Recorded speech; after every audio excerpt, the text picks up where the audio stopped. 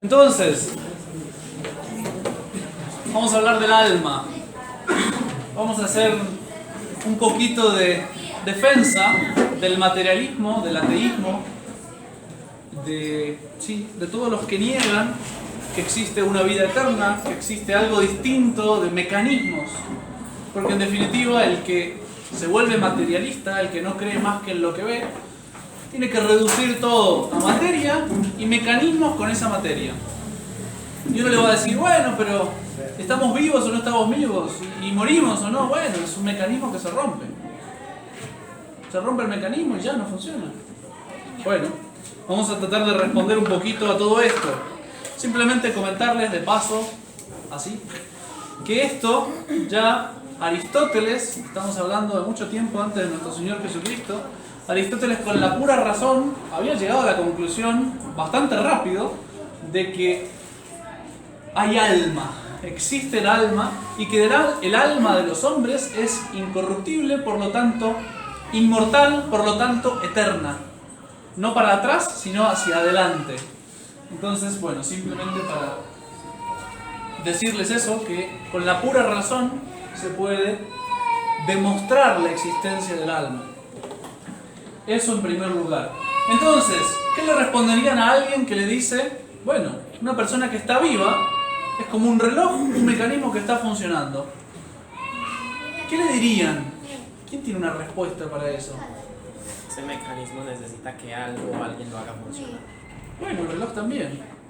Y funciona. El alma es como el ánima, que hace mover. La pila del reloj también es un mecanismo material.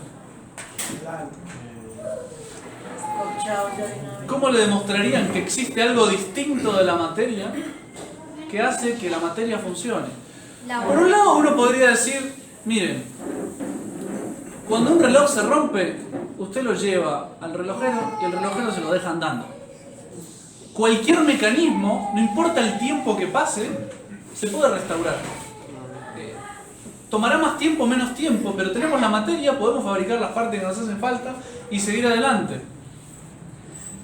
La experiencia muestra que, salvo un milagro, que justamente no es lo normal, salvo un milagro no se puede resucitar la vida de ninguna manera.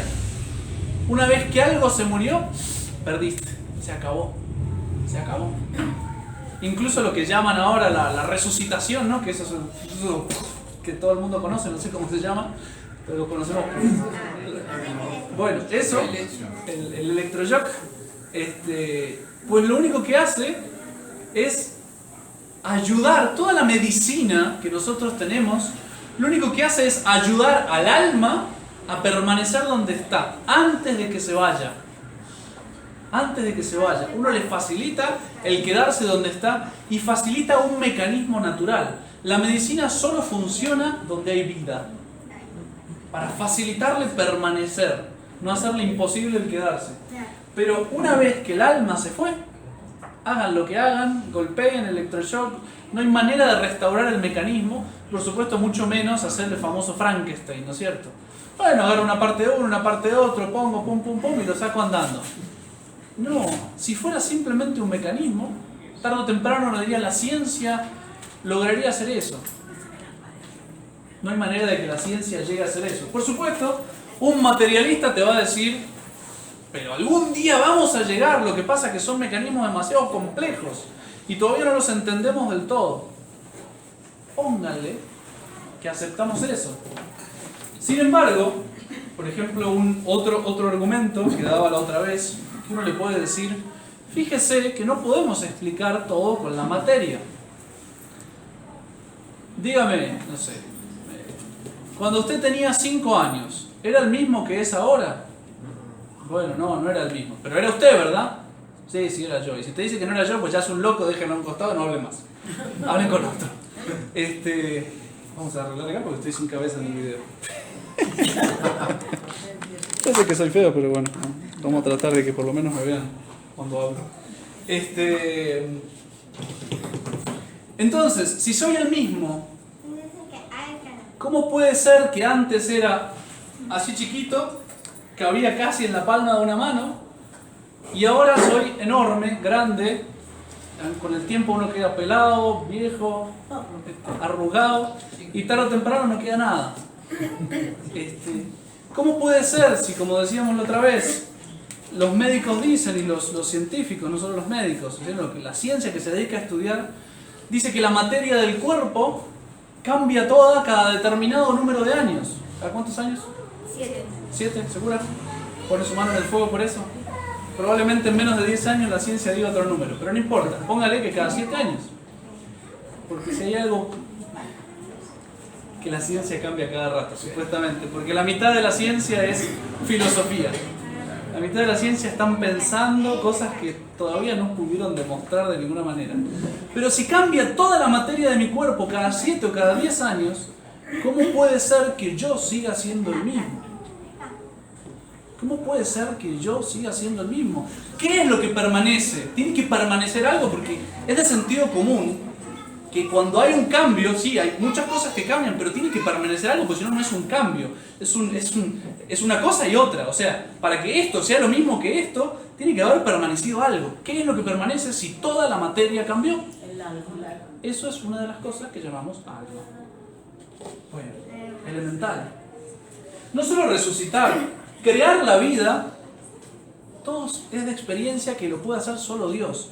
Y no estamos hablando del ser humano, que es un mecanismo, digamos así, archicomplejo. La célula más sencilla, con toda la ciencia del mundo, no se puede crear, no se puede poner en movimiento si no viene de otro ser vivo que ya está en movimiento. La experiencia más básica de la que uno tiene que empezar a razonar es que la vida solo viene de otra vida. ¿Sí? Y si no, si fuera pura materia, tendría que poder armarse, al menos de casualidad, tendría que poder armarse un organismo vivo, al menos el más sencillo. Que eso es lo que va a decir el evolucionismo. Pues de casualidad, con mucho tiempo, se armó el primer organismo vivo. El problema es que la misma casualidad que supuestamente me arma el organismo vivo, me lo destruye al segundo instante. No tendríamos nada. Pero bueno, más allá del tema del evolucionismo, que ya lo charlamos, no tiene sentido que la vida venga de algo que no es vivo. O sea, va contra toda la evidencia y contra toda la experiencia de todos los hombres de todos los tiempos. Entonces, sí, por ejemplo, un reloj. A nadie se le ocurre decir que un reloj está vivo. Salvo un niñito que todavía no entiende nada. ¿Está vivo? Sí, está vivo, no le dicen al niñito. Bueno, es un niñito. Pero a nadie se le ocurre, pero se mueve solo. Bueno, pero no está vivo, es un mecanismo. Funciona porque hay una parte que se mueve a la otra y termina andando, pero no. ¿Qué es lo que pasa que no está vivo? Que no tiene alma. Y es de experiencia cotidiana eso, sencillo. Y la realidad, como le decía, cualquier mecanismo que se rompe, de alguna manera se puede reparar. Que a veces no se reparen porque sale más barato comprarlo nuevo que repararlo usado, es otra cosa, ¿no es cierto? Pero se podría reparar. Incluso un carro, lo que decíamos que cambia toda la materia de nuestro cuerpo y permanece algo porque somos nosotros. Un carro al que se le cambie todas las partes, todas, en cuestión de tiempo, uno termina diciendo, ya no es más el mismo carro, es otro carro. Es otro carro, porque todas las partes son otras. O sea, ¿qué es lo que permaneció? Nada, no permaneció nada. Tal vez permanece en el mismo parqueadero, pero no es algo de él. Es otro carro, punto. En los hombres cambia todo. Y no solo los hombres, hablamos de todo ser vivo. Todo ser vivo tiene que tener alma. Todo ser vivo tiene que tener alma. Ahora bien, no todas las almas son iguales. Porque donde hay vida tiene que haber alma. Porque no puede haber pura materia. La materia no explica la vida. La materia no explica la vida. Entonces una plantita que crece, nace, crece, se alimenta, se reproduce, tiene que tener vida. Tiene un principio de movimiento propio que no depende de la pura materia. Que no puede depender solo de la materia. Bueno, eso como primer respuesta general. Me interesa explicarles un poquito más, en concreto, la diferencia entre las distintas almas que hay. ¿Los perros van al cielo? No. ¿Por qué? ¿Tienen alma los perros? Sí. ¿Estás segura que no tienen? ¿Quién vota que los perros tienen alma? Pero no rozan. ¿Quién vota que los perros no tienen alma? Excelente. Me encanta.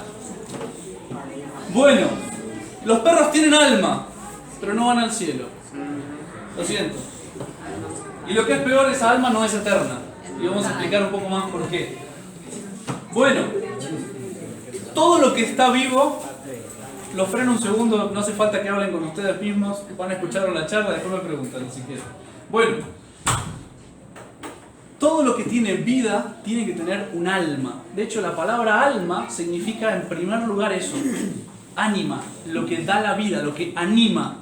Reanimación, volver a poner el alma, entre comillas, no es cierto que vuelvan a poner, pero como cuando uno dice, ¡ah! Me volvió el alma al cuerpo. Bueno, el alma es lo que anima. Esa es la etimología de la palabra, es decir, el significado original de la palabra alma. Es lo que da vida. Bien, no toda alma da la misma clase o categoría de vida. Entonces, vamos a tener alma vegetal, alma animal y alma del hombre, que sería racional. Entonces, vamos a empezar por el alma vegetal. Un vegetal tiene la posibilidad de moverse a sí mismo, porque el vegetal empieza a crecer, eso es moverse a sí mismo. Puede alimentarse, es decir, puede adquirir materia de afuera y transformarla en un ser vivo. Es increíble lo que hace un vegetal. Transforma materia que no tiene nada, la transforma en un ser vivo. La transforma en sí mismo. Sea las sales de la tierra, sea la luz del sol, sea el dióxido de carbono que se alimenta. Bueno, la planta está transformando cosas sin vida, las está transformando en algo vivo. ¿Por qué? Porque tiene alma y tiene la capacidad de hacer eso. Dicho de un modo muy sencillo, el alma vegetal es como si fuera el titeretero que mueve la marioneta. No sé si alguna vez han visto esas marionetas, o sea, esos títeres que se mueven con hilos y el titeretero tiene ahí unos palitos, unos hilos y mueve y entonces el bichito se mueve, hace todo un montón de tonterías.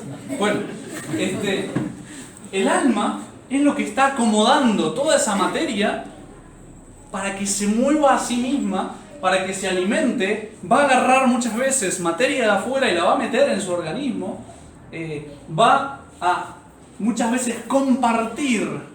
Curioso, increíble, va a compartir su alma, porque cuando se reproduce un vegetal que saca flor, fruto, semilla, cae en la tierra, está compartiendo su vida, está compartiendo de alguna manera alma.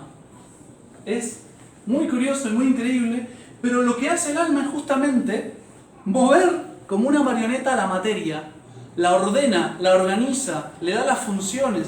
Todo eso no se explica por la pura materia, ni se explica por un puro mecanismo.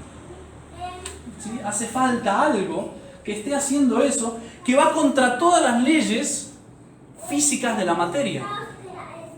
Fíjense, la materia por naturaleza cae. ¿Qué significa eso? Ley de gravedad. Excelente, los cuerpos tienden a unirse, a apelmazarse. Eso es la ley de la gravedad. Y el vegetal, en vez de ir para abajo, va hacia arriba. Crece hacia arriba. Eso no es una ley de la materia. Cuando uno en física estudia leyes de la materia, todos los seres vivos van en contra de las leyes de la materia. Tienen unas leyes completamente especiales que dependen, adivinen de qué, no de la materia, sino del alma que está atrás. Hay leyes, sí, esos seres vivos se mueven de acuerdo a ciertas leyes. Bueno, va a depender justamente de las posibilidades, la potencia, la fuerza que tenga esa alma para organizar, para distribuir, para comunicar su vida. Bueno, después tenemos el alma animal, que le va a permitir, es más perfecta que el alma vegetal, tiene más potencia, es un modelo más nuevo de alma, digamos así, que le va a permitir un modo, por ejemplo, más perfecto de movimiento, un modo más perfecto de interacción con el entorno, un modo más perfecto de crecimiento, un modo más perfecto de reproducción. No solo esto lo estoy agregando acá, que lo propio de un animal es sentir. Es cierto que una planta no siente y un animal sí. A una planta no le duele. La planta es mucho más parecido, no es lo que estoy explicando, pero la planta es mucho más parecido a un mecanismo, mucho más parecida a un mecanismo. Pues si yo al auto le saco el espejito no le duele al auto, le duele al dueño a veces, pero al auto no. Y si se lo robaron, pero si es un modelo que está descontinuado, ni lo digo. Bueno, pero al animal sí, y es evidente que al animal le duele porque gime, grita, se mueve, se corre, incluso hasta las células más pequeñitas. Cuando se ve eso es terrible, cuando se ven los videos de los abortos, esos como ecografías de los abortos, se ve hasta las células más pequeñas huir al contacto del médico, entre comillas, que hace exactamente lo contrario de para lo que fue hecho. En vez de para salvar la vida la está matando, pero se ve hasta las células más pequeñas huir de ese agresor extraño. ¿Por qué? Porque ya tienen, aunque no tienen todos los sentidos, tienen al menos el sentido del tacto. Y ante el sentido del tacto se producen reacciones. Entonces, pero volviendo a lo que quería decir, el alma animal le va a dar una perfección más de movimiento, en sentido amplio de la palabra movimiento, le va a dar una perfección más al alma vegetal. Por ejemplo, el vegetal sí, se mueve porque va creciendo, se mueve porque se alimenta solo de alguna manera, se mueve porque se reproduce con un mecanismo, sí, ok. Pero el animal ya se mueve a donde quiere. Como que la planta funciona, repito, un poco más como un mecanismo. Si sale el sol, la planta responde a ese mecanismo del sol y va hacia el sol. Pero es un poquito causa-efecto casi. No es cierto, pero por ahí va. El animal, pues... preguntas al final, perdón, porque si no nos vamos a hablar bien. Veganos, hay un animal. Lo voy a explicar después. Entonces, el animal se mueve a donde quiere.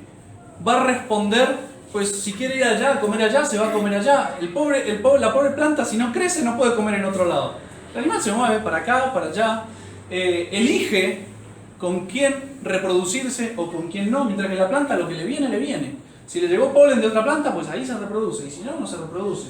Bueno, o de la misma, depende de qué tipo de planta sea. Bueno, bien, pero la perfección más grande del animal es que puede sentir, es que puede justamente en ese movimiento interactuar con el entorno y con otros seres. Ahora, todos sabemos los sentidos externos, los conocemos todos. Sentidos externos, estamos hablando de cuáles son los 5 sentidos externos, Matías. Tomás, perdón. Tacto, gusto, vista, olfato y escucha. ¿Y escucha? Ajá. Bueno, el oído, excelente. Bueno, sí, oye. La audición, bien.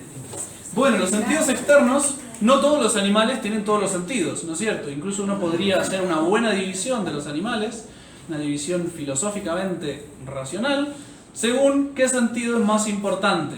Pues el sentido más básico y el que todo animal tiene que tener para ser llamado un animal es el tacto. Si no tiene ni siquiera tacto, lo siento, es una planta. Hay plantas que pareciera que llegaran a tener sentido, pero en realidad cuando uno lo mira un poco más de cerca es siempre un mecanismo que se produce igual. ¿Qué sé yo? Las plantas carnívoras, ¿son animales? No. Simplemente son mecanismos que responden a las ¿cómo se llama? Todos estos bichitos que están dando vuelta en el aire y se los comen y qué sé yo, pero es como la trampa del cazador casi. Que si pisan el palito y se le cierra ahí el típico de los dibujitos animados. Bueno, es más parecido a eso. Y uno ya empieza a dividir claramente qué es un animal y qué es un vegetal. Aunque en algún caso particular, muy al límite, toca estudiarlo bastante tiempo hasta que me doy cuenta si va para un lado o para el otro. Es como que los vegetales más perfectos están bastante parecidos a los animales menos perfectos. Pero sin embargo hay una diferencia fundamental. Unos sienten y los otros son como mecanismos, digamos así, que responden a un estímulo. Ahora bien, el sentir no es solo sentidos externos. Esto es algo que deberían enseñarnos en la escuela, que probablemente no lo hayan escuchado mucho. Sentidos internos son los que nos permiten manejar los sentidos externos y que sirvan para algo. Sentidos internos: memoria, imaginación, sentido común, que no es el sentido común que ustedes creen, y la cogitativa o la estimativa. ¿Qué significa eso? El animal va a funcionar ya no tanto como un mecanismo como los vegetales, va a funcionar más si me permiten la expresión, como una computadora. El animal tiene una programación interna hecha por el mismo Dios, que tiene una base de datos de, ante tal estímulo, ¿cómo debo responder? Por eso es que, por ejemplo, las abejas hacen siempre exactamente lo mismo según su especie de abeja. No hay la libertad de que la abeja se pone a pensar qué voy a hacer. No, la abeja siente tal cosa o la reina de alguna manera hace tal gesto y ella entiende que tiene que hacer tal cosa. Busca en su base de datos y la base de datos dice, ante esto le toca salir a buscar miel, no, a buscar polen. O le toca fabricar miel, o es un zángano y tiene que hacer no sé qué, o es el otro. De hecho, llegan a ser las abejas. Me decía, en el seminario teníamos abejas. Y el hermano me decía que en verano, cuando hace mucho calor, llegan hasta fabricar un aire acondicionado. Que se ponen de tal manera y empiezan a ventilar en el coso para que no se les chorree toda la miel. Y entonces se organizan para ventilar el panal como si fuera un aire acondicionado. Es increíble. Pero todo eso lo hacen siempre las abejas y lo hacen siempre igual. Porque vienen programadas de fábrica. Eso es lo que se llama la cogitativa. Digamos de un modo sencillo, le llega el estímulo externo y toma la conclusión de lo que tiene que hacer. Esa cogitativa, no quiero complicárselo demasiado para no ponerlo más estimativa, en realidad se llaman los animales, bueno, en fin, no importa, para ustedes da lo mismo. Esa cogitativa puede aprender. Puede usar lo que se llama en computación Machine Learning. No sé si escucharon hablar alguna vez de eso. Por ejemplo, el Machine Learning, ¿qué es? En las computadoras. Es, traducción literal, es máquinas aprendiendo. Es hacer aprender a las máquinas. Por ejemplo, se quería saber si un manuscrito era obra original de, póngale un escritor famoso, Cervantes.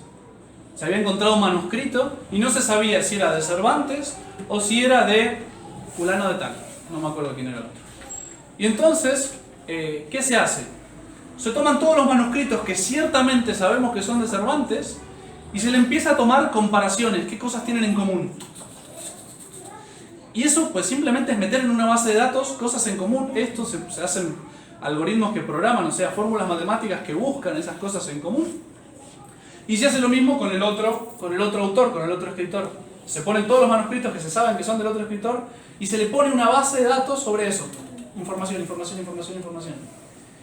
Entonces, después, ¿qué se hace? Se le presenta el manuscrito al programa, que aprendió, entre comillas, de los manuscritos, del autor Cervantes y del otro, que no sé quién es.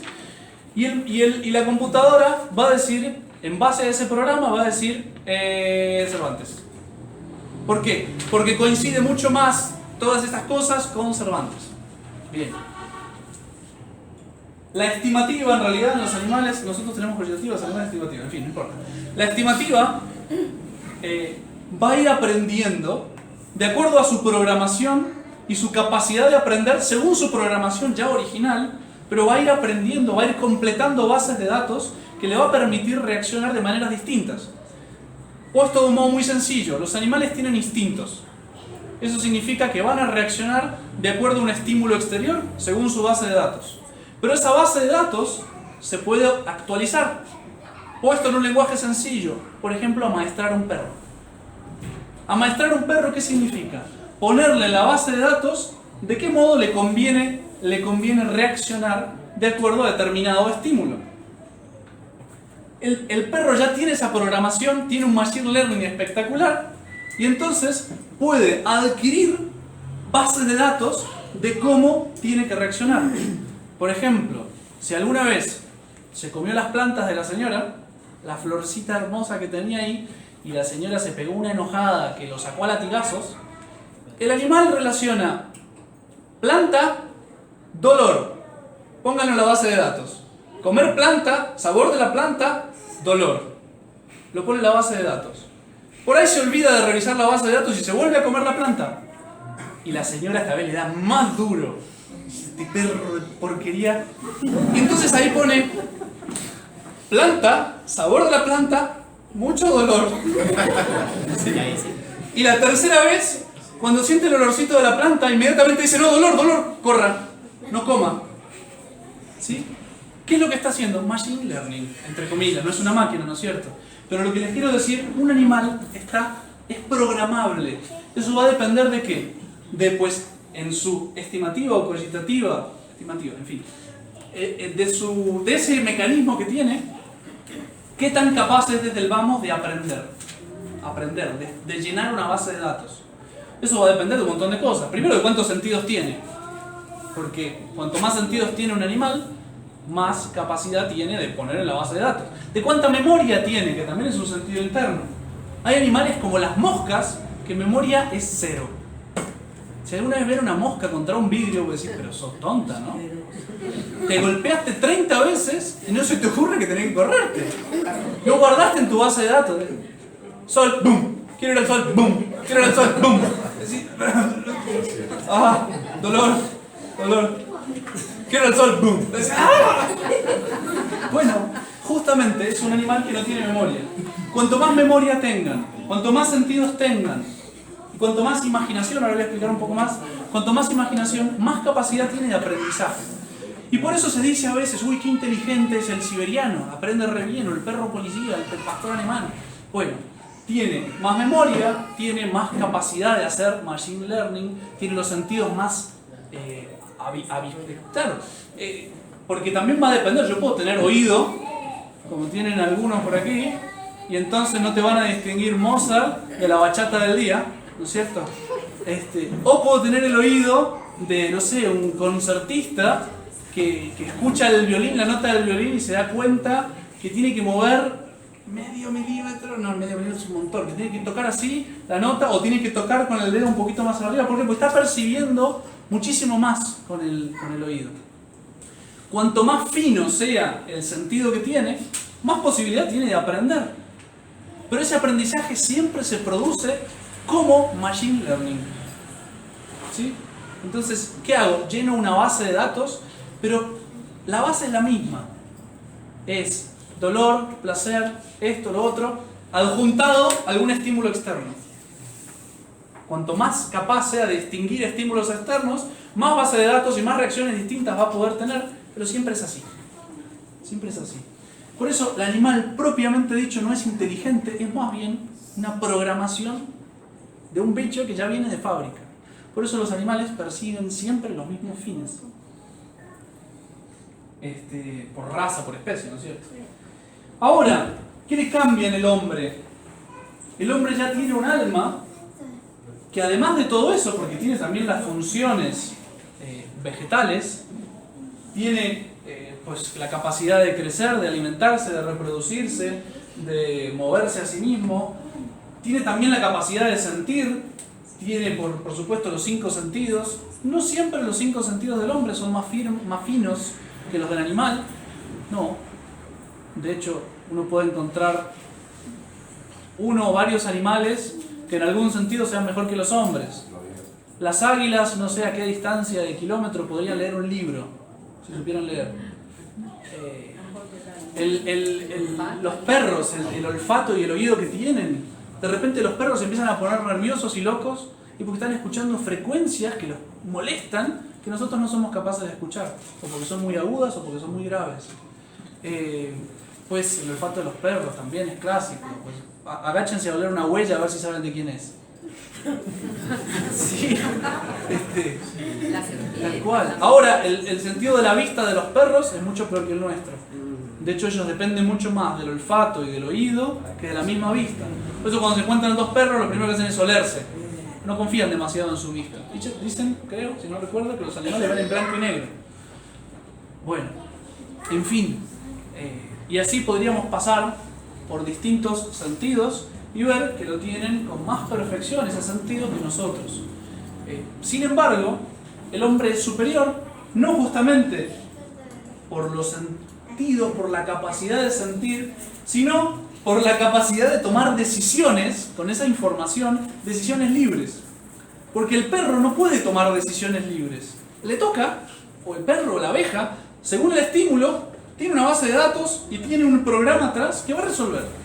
No hay una libertad en el perro. Mientras que el hombre, con el mismo estímulo, en el mismo caso, la misma cosa, con la misma base de datos que le dicen no, dolor, va y vuelve y tropieza con la misma piedra.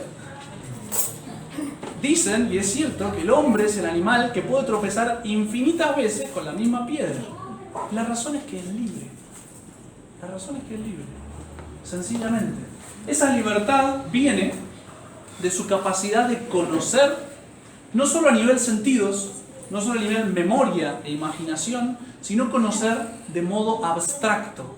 Abstraer de la realidad, abstraer significa traer afuera. Traer afuera. El perro no sabe lo que es un hombre. El perro conoce 3, 4, 5, 25, 30, 50, 100 hombres. Pero no se da cuenta lo que es un hombre y no puede pensar en un hombre abstracto. En un hombre que no sea ni rubio ni morocho, sino que tenga pelo, sí, normalmente. O puede no tener pelo, porque un hombre puede tener sin pelo. Que saque la conclusión, la idea afuera de lo que es un hombre. Que llegue a la conclusión de que un hombre es un animal racional. Nosotros podemos definir las cosas. Esa capacidad de definir es la capacidad de conocer abstracto. Abstracto, ¿qué significa? Sin materia. Saco la pura idea. Me quedo con la pura idea. Arranco la idea de la materia en mi cabeza. Y tanto es así que la arranco que en mi cabeza entran ideas que con materia no entrarían. Ustedes pueden tener la idea de lo que es Roma. Y Roma, aseguro, no entra en su cabeza. Pueden tener la idea de toda Roma. Si ustedes fueron, visitaron, conocieron, son los guías turísticos de Roma, pueden tener la idea de toda Roma. Y sin embargo, si la tuvieran de un modo material, no entraría en su cabeza. No entraría en su cabeza. Por eso la tenemos abstraída. Las mismas palabras demuestran que la gente ha entendido, las generaciones han entendido esto, abstraído, lo han traído afuera de la materia y lo percibimos de un modo espiritual. De un modo espiritual. Ojo, en estas cosas hay que distinguir la memoria como sentido interno. No sé si me van a entender, si me van a seguir. Una cosa es, típico cuando yo cierro los ojos y vuelvo a ver una imagen, algo que pasó, o cierro los ojos y recuerdo el agua fría que acabo de pasar, o ustedes mismos piensan en esas publicidades de cerveza helada, la ven ahí transpirando la cerveza y ¡ay, qué calor que hace! Y uno se imagina cómo pasa la cerveza. Bueno, están jugando memoria e imaginación. Eso lo puede hacer un animal también. Un animal puede tener sueños. De hecho, es simpático videos, busquen videos de perros soñando. Están así. ¿Qué le pasa a este perro? ¿Qué estará pasando por su cabeza? ¿Qué pasa? Están trabajando memoria e imaginación. Eso todavía no es una idea abstracta. Todavía no es una idea abstracta. Las ideas abstractas son en general de las esencias o de los razonamientos. Ejemplo clásico. ¿Qué le pasa a los niños cuando están aprendiendo a sumar? El clásico chiste del chavo, ¿no? ¿Cuántos son 2 manzanas más 2 manzanas? Ay, no sé, yo me lo sabía con pomelos o no sé qué. El hombre, cuando está empezando, le cuesta abstraer la idea de 2 o de 4, del número. El número es una abstracción fantástica. El número está dejando de lado 2, que no sé qué, pero 2. Yo sé que hay algo que se llama cantidad, que es la repetición de algo. ¿De qué? No importa, ponga lo que usted quiera. Es una abstracción de una idea. Eso un animal no lo puede hacer. No lo puede hacer. Para lograr hacer eso hace falta comparar, hace falta hacer un montón de cosas.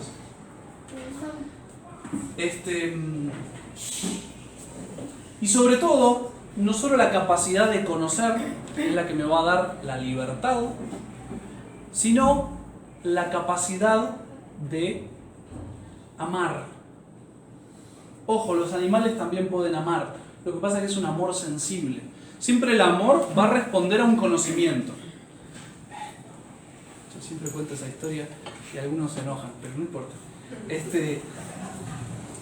Con mi perro, yo lo quería entrenar a mi perro. Era un pastor alemán o un rottweiler, yo no me acuerdo en esa época, porque tuvimos varios perros y a nosotros les poníamos siempre el mismo nombre porque ya estábamos acostumbrados a llamarlo así. Entonces, tuvimos un ovejero que se llamaba Fox, un rottweiler que se llamaba Fox y ahora tenemos otro perro que se llama Fox, bueno, eso ya no lo conozco tanto.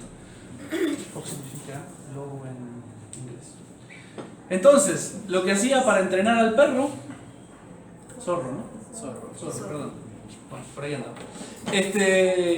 Lo que hacía para entrenar al perro era ponerle la comida adelante y cuando él se iba a comer, ¡no! El perro... Y la baba cayendo así. Y cuando amagaba de nuevo me miraba como diciendo, ¿ya? ¿Ya? No. Hasta que decía, come. Se tiraba dentro del plato. Fíjense que al conocimiento visual o olfativo mucho más de la comida que estaba adelante, hay un amor en el perro. Hay un amor sensible. Hay hambre. Y ese hambre se despierta por el conocimiento. Porque sentí el olor a la comida, porque la veo, está ahí, está ahí. Es estirarme y la agarro. Y se prepara todo el cuerpo para recibir lo que está afuera. Y esa preparación es una especie de amor. Empieza a babear por todos lados, claro. Uno le da el nombre de amor en general a cosas más nobles, aunque hoy en día, bueno, en fin. Pero es una especie de amor, pero sensible. Porque responde a un conocimiento sensible, un amor sensible. Cuando aparece un conocimiento más elevado, que es el conocimiento espiritual, intelectual, racional, si quieren, empieza a salir un amor racional. Hay ideas que pueden mover a nosotros a amarlas. Ideas que pueden movernos a amarlas. Pues, de hecho, es curioso, en general nuestro amor siempre busca lo perfecto. Cuando uno escucha hablar de amor a primera vista, o es un tonto o una tonta que solo se conforma con la estética, es un amor animal, lo vi bonito como mi perro veía la carne o la comida, empiezan a babear, babosos. O es una estupidez de esas, o tal vez no es un baboso, y lo que ocurre que es, abstraen muy mal la idea y se imaginan que es perfecto, tiene todo. Sí, se ve que es buenísimo, y no tienen pruebas, no tienen... Entonces, ¿qué pasa? Aman una idea que no existe, la idea de un hombre perfecto, o de una mujer perfecta. Pasa más a las mujeres que a los hombres. El hombre más bien va a baboso y la mujer más bien va al idealismo, ¿no es cierto? Entonces, no estoy hablando de nadie, por favor. Entonces, para realmente amar a una persona a nivel de un hombre, con la dignidad humana, quiero decir, hace falta conocer en profundidad, racionalmente, a la otra persona. De hecho, fíjense que simplemente desde ese punto de vista, la castidad es fundamental en un noviazgo. Porque si se vuelcan a disfrutar como animales, a sentir, empiezan a dejar de conocer y no existe nunca un amor racional grande, un propósito de voluntad de entregarse a algo. Fíjense que es hasta tiene sentido psicológicamente hablando guardar esa pureza para poder conocerse. Santo Tomás repite mucho una frase de la Sagrada Escritura que dice: el hombre animal no entiende las cosas que son de Dios. Y no podría decir más. El hombre animal se vuelve bruto. ¿Saben que la palabra bruto originalmente significa animal, nada más? Y cuando uno dice que alguien es un bruto, pues alguien que se mueve así por los sentidos y no está pensando. No está pensando. Eso es lo que nos distingue de los animales. Por eso, ahí empieza a hablar uno que agregamos en los hombres, que todos nuestros sentimientos pueden ser perfeccionados por la razón. Porque cuando viene un sentimiento, un estímulo, que eso se nos desata solo a veces, porque nosotros también vemos la carne adelante y casi que babeamos. Cuando uno pasa con hambre, dígamelo a mí después de la misa del domingo, sin desayunar, empieza a sentir el olor a comida y les digo que a uno le dan ganas de pasar por todos los fieles y llegar a las comidas. Bueno, todos nuestros sentidos pueden ser racionalizados. ¿Qué quiero decir? Nosotros también tenemos una base de datos sensible y esa base de datos la vamos actualizando con nuestras distintas experiencias, pero la diferencia entre el animal ¿qué hace? En su base de datos llega un estímulo externo, como decía antes, el sabor de la plantita que se comió de la señora que lo reventó.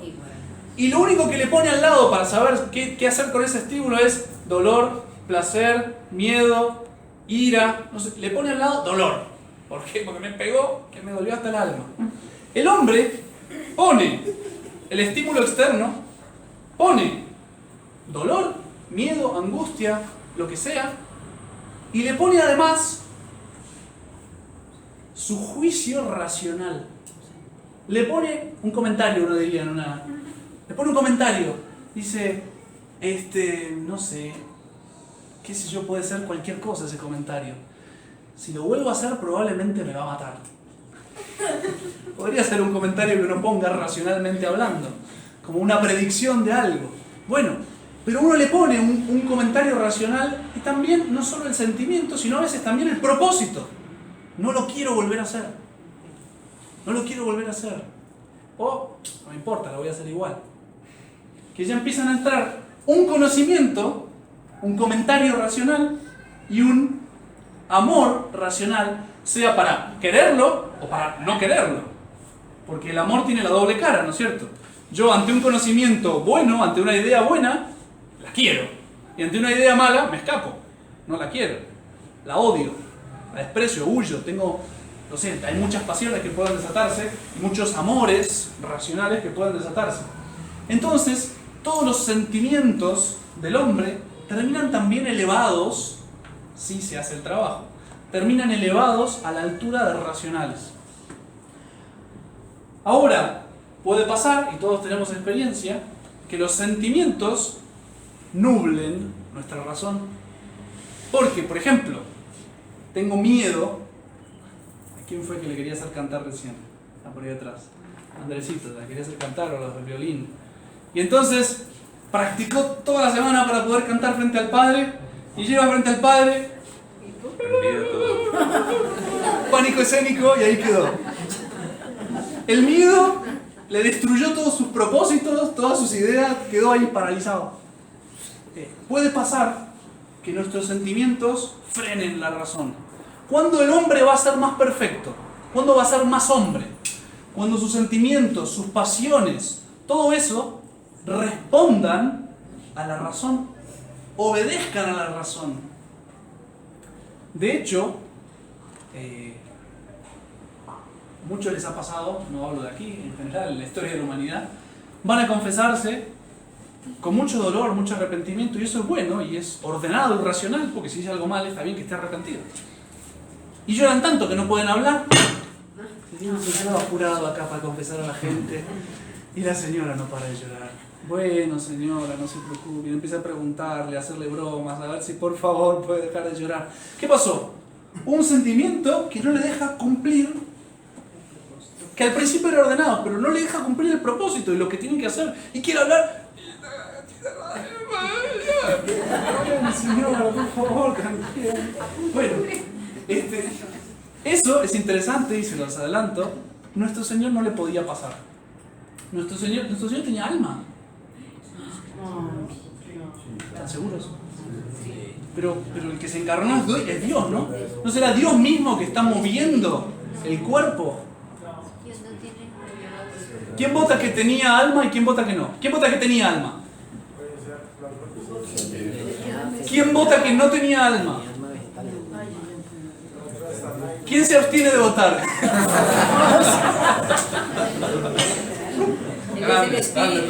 Está mal, pero me gusta su valentía. Si nuestro Señor no hubiera tenido alma, no hubiera sido hombre. Porque la esencia del hombre es cuerpo y alma. No hubiera tenido una esencia humana. Hubiera sido un cuerpo actuando, un Dios actuando con un cuerpo. ¿Qué es lo que pasa, por ejemplo, con los ángeles? Cuando un ángel se aparece como hombre, ¿es un hombre de verdad? No tiene cuerpo, y puede tener cuerpo, y puede ser palpable el cuerpo, y puede ser material. Puede ser material, porque un ángel puede hacer lo mismo que hace un alma. Puede levantar un montón de materia, acomodarla en forma humana, y que realmente meta comida adentro, y la vuelve a transformar en materia y todo. Pero no es propiamente un hombre, ¿por qué? Porque no hay alma. Hay alguien más arriba que está moviendo la marioneta. Sí. No hay una unión propiamente entre un alma y un cuerpo. Y si fuera un ángel que está moviendo, pues sería otra especie distinta, si uno se mete así El ángel hace la función de alma. Bueno, pero entonces no sería la misma especie, porque nosotros tenemos un tipo de alma y el ángel tiene otro tipo de alma, si puedo decir así. El ángel no tiene alma, porque no anima nada. El ángel es un espíritu, puro espíritu. De hecho, el hombre está mucho más cerca del ángel que del animal. Si puedo decirlo de alguna manera, el hombre es una especie de ángel encarnado. Si puedo decir así, no es cierto. ¿En qué lo quiero decir? En que es un espíritu. En que su alma puede sobrevivir sola. Que es la parte que nos interesa. Porque una cosa es tener alma y otra cosa es que esa alma sea incorruptible y que esa alma dure eternamente. Si mi alma no dura eternamente, no tiene sentido hablar de una vida eterna. ¿Qué es lo que vive eternamente si yo muero? Bueno, ¿cómo sé que mi alma es eterna?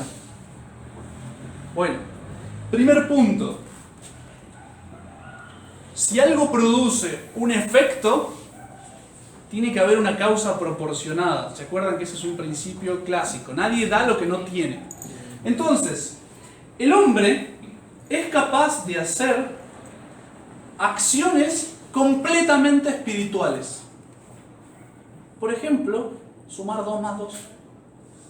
Es una abstracción del número 2 y es un razonamiento que yo hago la cuenta de 2 más 2 y saco un número abstracto que es 4. Sencillo, ningún animal puede hacer eso.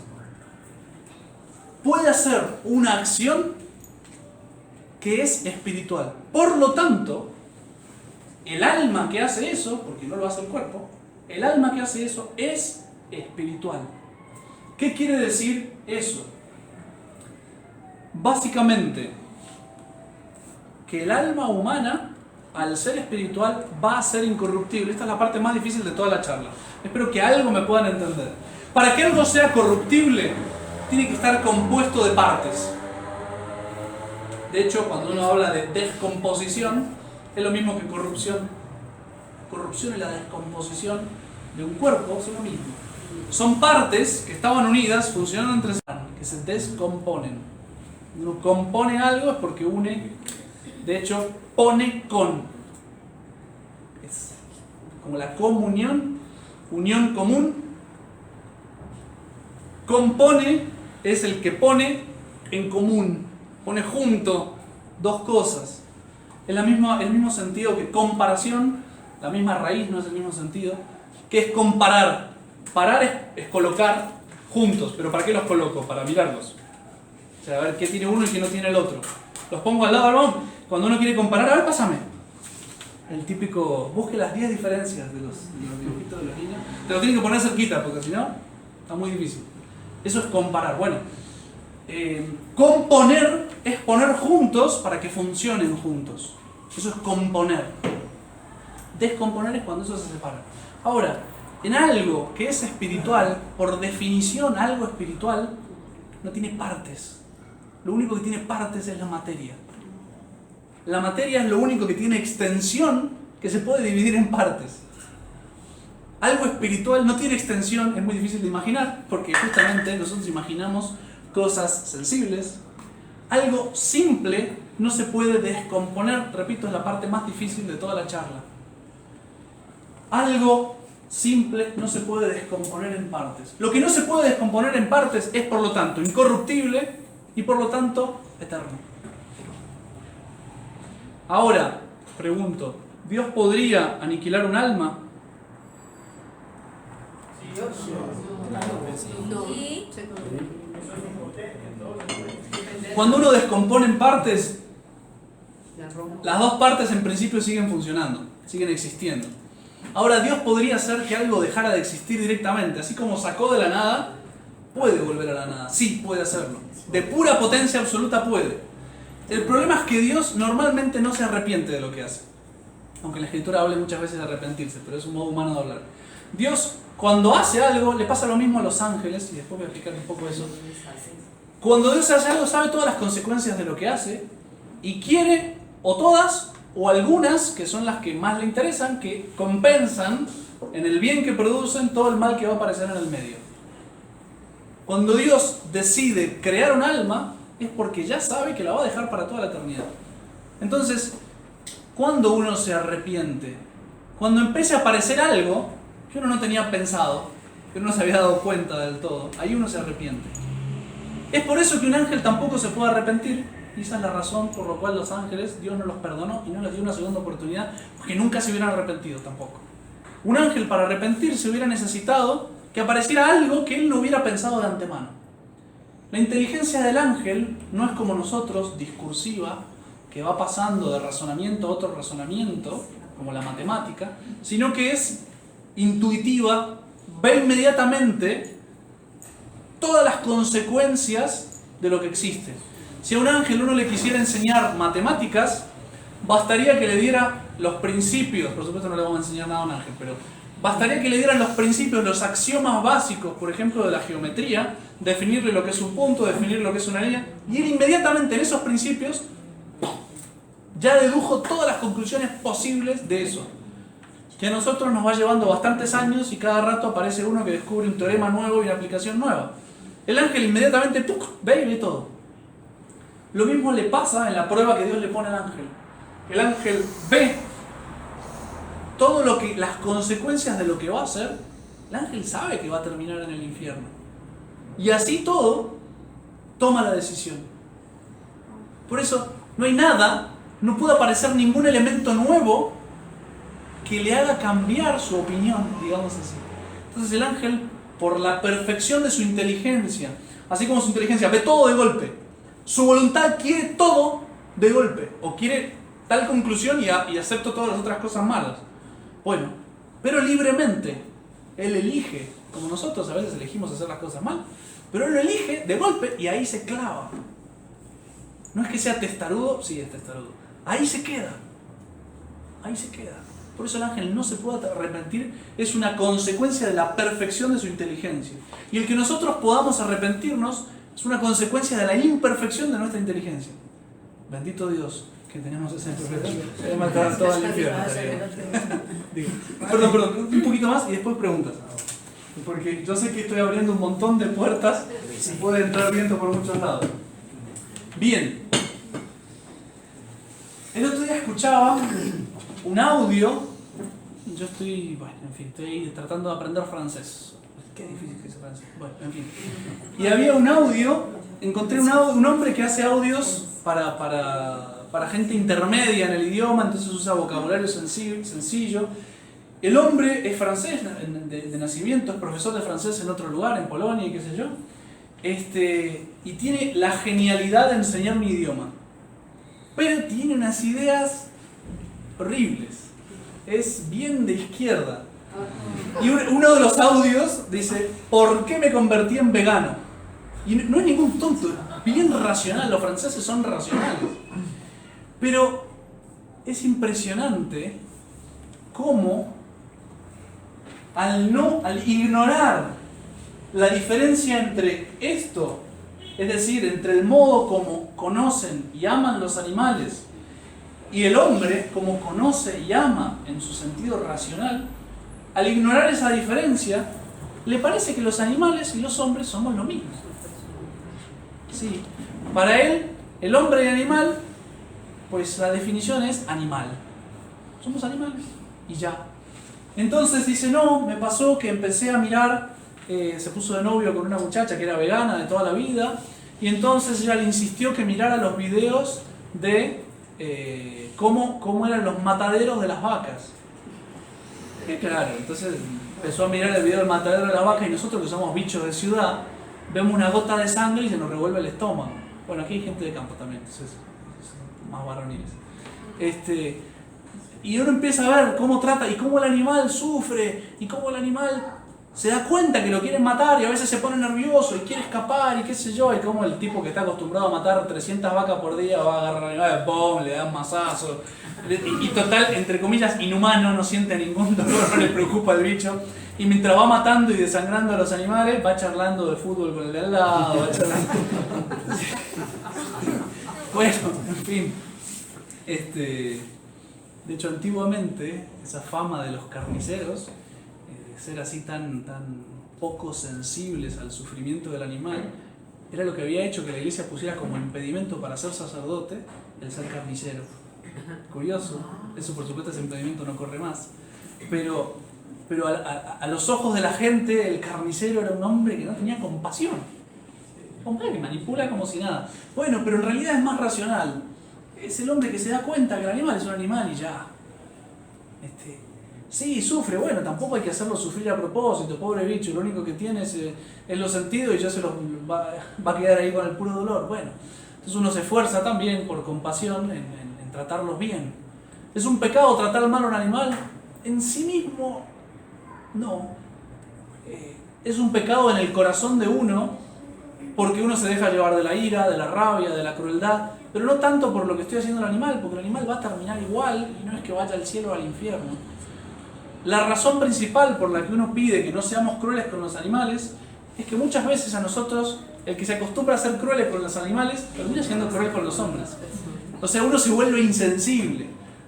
De hecho, fíjense, médicos que a veces están también en la misma.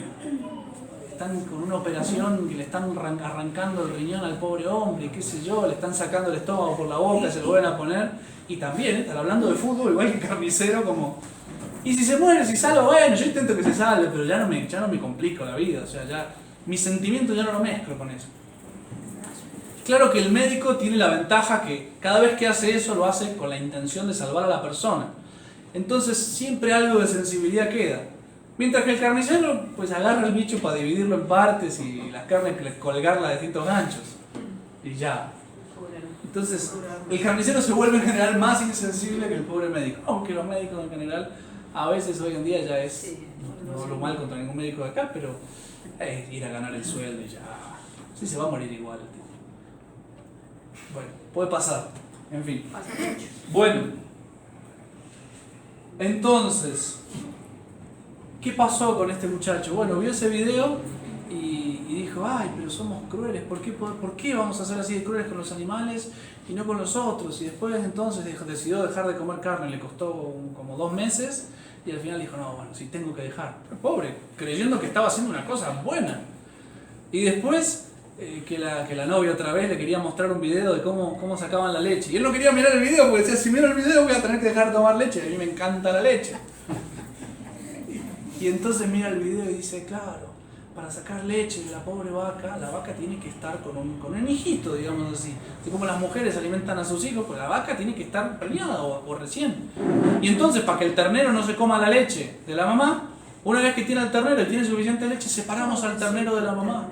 Y entonces se ve en el video la escena tan tierna, pobrecito, del ternerito llorando y la mamá desesperada porque le sacan el ternero. Dice, ¿cómo vamos a hacer eso con los animales, nosotros? No tomen más leche, ¿eh? Bueno, ¿qué es lo que le falta mirar? Por un lado, bueno, también está el tema de la fe, ¿no es cierto? O sea, yo sé que Dios puso al hombre en la punta de la cadena alimenticia y todo abajo sirve para él, y no solo en alimento, sino también para mi servicio. Yo puedo montar un caballo. El hombre daba la cifra, no sé cuántos billones de animales matamos en el mundo constantemente. Somos unos homicidas, somos genocidas. Bueno, animacidas. Sí, ¿qué le falta ver? Le falta ver la diferencia fundamental entre las dos cosas. Una cosa es un animal, otra cosa es un hombre. Y el alma animal, por si alguien lo pregunta por ahí, el alma animal todavía está muy pegada a la materia, queda como en composición con la materia. De hecho, sigue tanto la materia que, por ejemplo, ustedes agarran una ramita de un árbol, la entierran y a veces le sale otro árbol. Ustedes prueben a hacer lo mismo con su brazo. Corten un brazo, lo ponen en la tierra y a ver si le sale un hombre. Las almas más sencillas están como compuestas con la materia. ¿Qué es el resultado de eso? Que en el momento que se separa, se arruina todo. El alma desaparece junto con la materia. Por eso los animales no solo no van al cielo, sino que después de que muere un animal, ni siquiera Dios lo puede resucitar. Santo Tomás llega a decir eso. Dios no puede resucitar un animal, resucitaría otro animal muy parecido al anterior. Dios sí podría juntar toda la materia del animal, pero el alma se perdió y se perdió para siempre. No queda más, no existe más. Dios no puede hacer que algo que dejó de existir vuelva a existir. Sería otra cosa nueva, distinta. Claro que a uno a ojos vistas sería lo mismo. No salgan llorando, por favor, de que mi perrito no va a resucitar. ¿Sí? Bueno, para no alargarme más, preguntas que tengan que ver con el tema. Padre, por ejemplo, los ángeles en el día del juicio, ellos no mueren, ellos quedan en el infierno o algo así que parece. Digamos, el ángel tiene el mismo razonamiento que esto. El ángel es simple, es un espíritu, es una sola cosa simple. No se puede descomponer, no se puede desarmar. Lo mismo que decía para el alma. Dios lo podría aniquilar, pero no lo va a hacer. O sea, Dios cuando los creó sabía que los iba a dejar para siempre porque era la naturaleza del O ángel. sea, que quedan en el infierno eternamente. Sí, de hecho es no solo por razón, sino también es clarísimo por dogma de fe. El Señor habla claramente de la gehenna de fuego y del infierno con el adjetivo eterno. ¿Alguna otra pregunta? Paula, ¿qué quiere preguntar? Cuando estabas explicando lo del alma humana, pues del hombre, no sé, pues estabas explicando que no se podía, era incorruptible, ¿cierto? Pero porque está movida por el espíritu, ¿no es por eso? Es esa unión la que hace que... Digamos, el alma, por las dudas les aclaro, el hombre no tiene tres almas. No es que tiene el alma vegetal, el alma animal y arriba que la gobierna el espíritu. No. El modelo nuevo hace todas las funciones del modelo anterior, tiene más botoncitos. ¿Sí? Entonces, la razón por la que el espíritu es inmortal es justamente porque puede tener operaciones espirituales y como tanto, o sea, esa alma es inmortal porque es espiritual es simple y por ser simple no se puede descomponer en partes. Esa es la razón. Pero no porque sea alma que anime al cuerpo. No es eso. Pasa que yo simplifico para llegarles directamente al espíritu y las conclusiones del espíritu. Pasa que esto requiere en realidad de estudio de filosofía una buena cantidad de libros. Entonces yo simplifico y en mis simplificaciones pierdo mucha precisión. Pero bueno. Y hoy me preguntaban los niños del catecismo si Adán y Eva no hubieran pecado, pues como los ángeles pasaron la prueba, ¿cierto? ¿Hubieran tenido que pasar otra prueba después o...? No, de hecho con esa prueba solo hubiera alcanzado, con eso hubiera mostrado la fidelidad.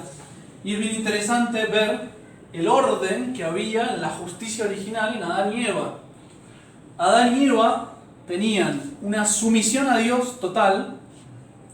Esa sumisión a Dios era la que mantenía todas las otras sumisiones. Sumisión del cuerpo al alma. El cuerpo no se iba nunca a separar del alma, no iban a morir. El cuerpo estaba sometido al alma en ese sentido, a la vida.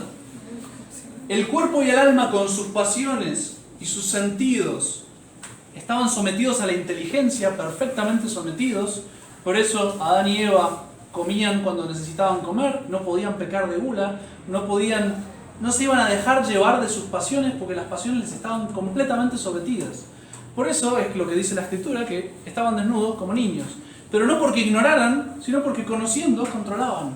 Tenían un dominio total de su cuerpo, de sus sentimientos, de sus pasiones.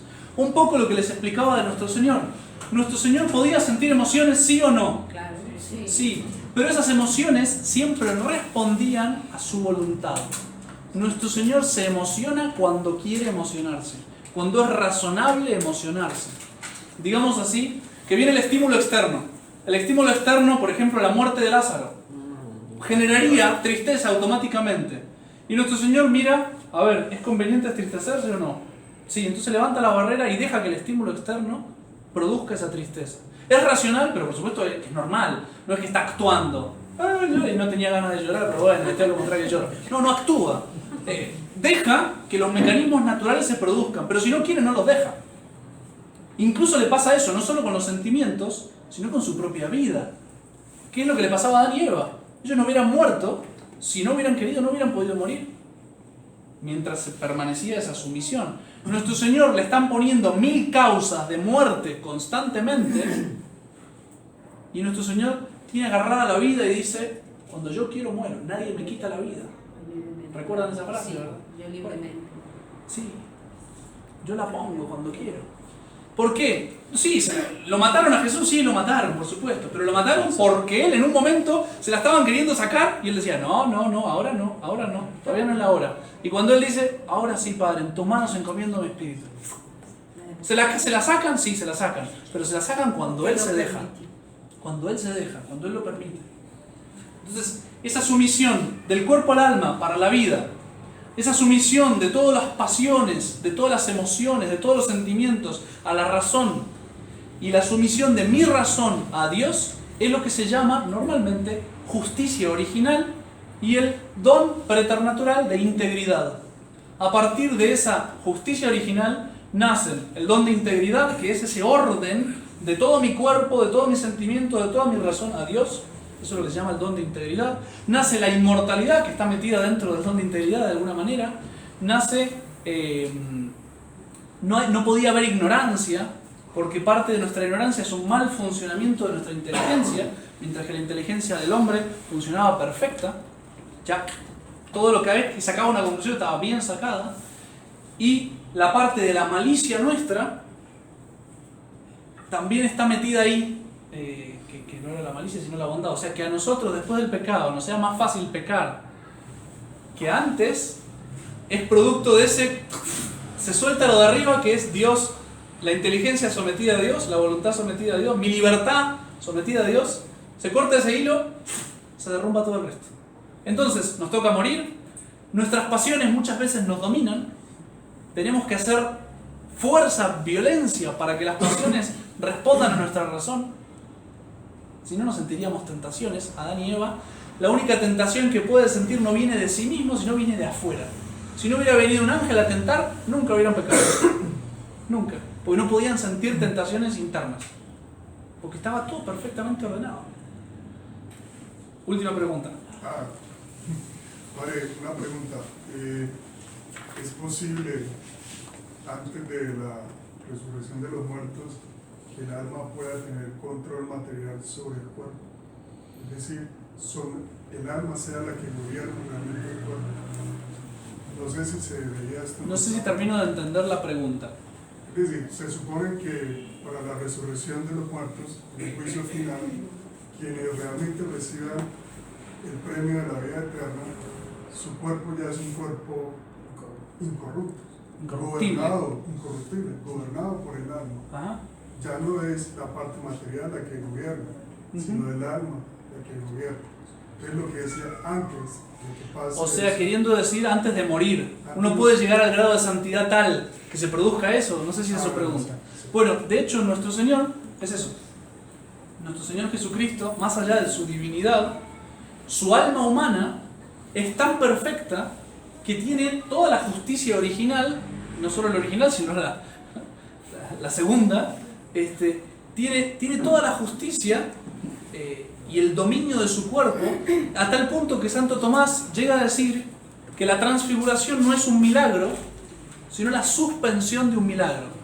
El milagro era esconder públicamente eso que tendría que haberse producido naturalmente siempre, porque su alma tenía ya la visión de Dios y tenía el dominio completo de su cuerpo. Entonces era siempre ese cuerpo, era un cuerpo que era al mismo tiempo como el nuestro y al mismo tiempo como el de los resucitados, solo que lo escondía milagrosamente para que no se viera y para poder sufrir. Es muy misterioso, muy curioso, pero sí. No le respondí su pregunta, me quedé pensando, ¿qué pasaría si Adán y Eva no hubieran pecado? O mejor, ¿qué pasaría si hubiera pecado un descendiente de Adán y Eva? Porque bueno, Adán y Eva pecaron al principio y ya, se acabó. ¿Qué pasaba si hubieran tenido 3 hijos? Y de los 3 hijos, Caín mata a Abel, le queda el otro. Queda Caín y uno bueno. ¿Qué pasa con Caín? Pues, habiendo otros hombres en justicia original, esos hombres hubieran podido interceder por una conversión, por una salvación de Caín. Tal vez Caín hubiera seguido con sus heridas del pecado original, como estamos nosotros ahora, hubiera habido como 2 razas de hombres. La raza con pecado original, a la cual interceden los otros, tal vez le podían obtener la gracia por intercesión, un poco como la Virgen obtiene por nosotros la gracia, rezando por nosotros. Y la raza de los que transmiten la gracia por la generación a sus hijos. O sea, sus hijos, los hijos de Adán y Eva hubieran nacido con ese don de integridad, con ese don de inmortalidad, con ese don de inteligencia iluminada, clara, sana, y ese don de voluntad que les es más fácil obrar el bien y prácticamente casi imposible obrar el mal, salvo del modo que lo obraron. Curioso, no hubiera sido necesario que Cristo se encarnara, porque hubiera podido interceder los inocentes por los otros. Por eso también a nuestro Señor le interesó de alguna manera como dejarlos caer rápido, porque así se justificaba que Él viniera a hacerse hombre. Si no, no se hubiera justificado. Se hubieran podido arreglar entre ellos. Bueno, cortamos aquí. Rezamos. En el nombre del Padre, del Hijo y del Espíritu Santo. Amén. Gloria al Padre, al Hijo y al Espíritu Santo. Como en el principio, ahora y siempre, por los siglos de los siglos. Amén. Sede de la sabiduría, Ruega por nosotros. San Pío X, Ruega por nosotros. Santo Tomás de Aquino, Ruega por en el nosotros. nombre del Padre, del Hijo y del Espíritu Santo.